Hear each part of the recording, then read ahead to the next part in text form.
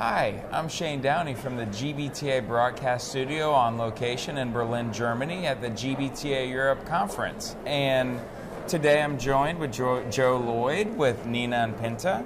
Thank you for joining us today. Thank you for having me. Hello. So, training and education. Right. Big themes throughout the business travel industry, really for a long time. So when it comes to building a true end-to-end travel program, how do you incorporate, or what's the importance of the training and education?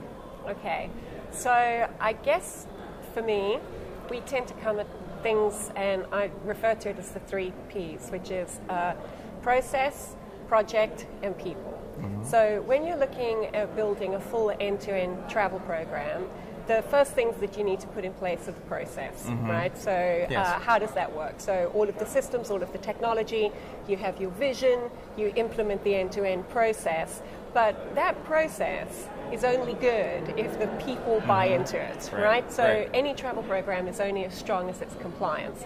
That's where the training and the education comes in play. So, part of the thing for a travel program is always the level of engagement that you have with your travelers. If they understand the logic, mm-hmm. the thought behind the process, if you can win the hearts and minds, not to use a cliche, but it's true, if they get the logic, people will generally want to be good corporate citizens. So, essentially once you've identified what your process looks like and you've implemented it, it's not really the end of the journey, it's the start of it.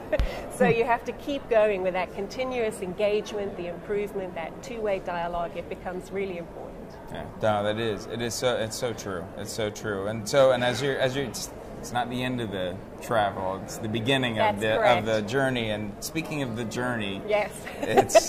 It's the world is smaller than ever, and so many companies, big and small, they're global, and they're sending travelers all over the world to get business done. So, looking at some specific markets, what business trends should buyers be paying attention to in the South African market?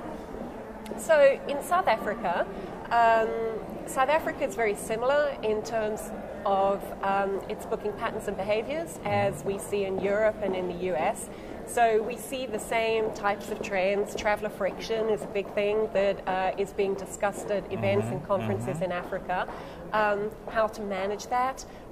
What's interesting is what I see a lot of in that discussion in those markets is the supply chain wanting to implement more and more technology, and actually the buying market not really wanting it so much. So it's quite interesting. So I see a bit of a division emerging there, where actually the buyers want the technology for when it's easy point-to-point stuff, but actually what they're looking for is some good high-end service when they don't. So when they need help, they need help. So it's not necessarily that they want to automate the whole process.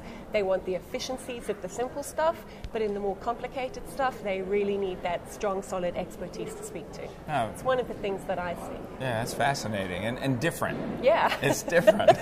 Speaking of different, so this little issue that we've all talked about is Brexit.